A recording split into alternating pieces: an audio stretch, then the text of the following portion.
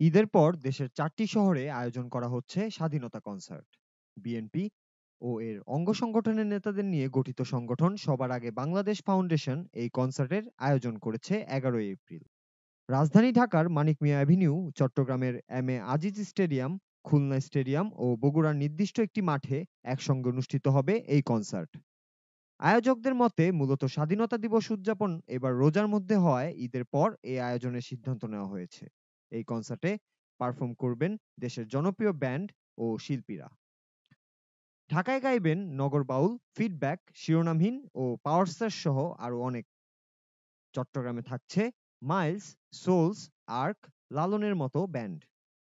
বগুড়ায় মাতাবে আর্টসেল, অ্যাভয়েড রাফা, ভাইকিংস এবং খুলনায় থাকছেন ওয়ারফেস, আরবোভাইরাস, সোনার বাংলা সার্কাস সহ আরো অনেক জনপ্রিয় ব্যান্ড। এছাড়া একক শিল্পীদের তালিকায় আছেন আসিফ আকবর, তাহসান, কণা, বালাম, মনির খান, লিজা সহ অনেকে।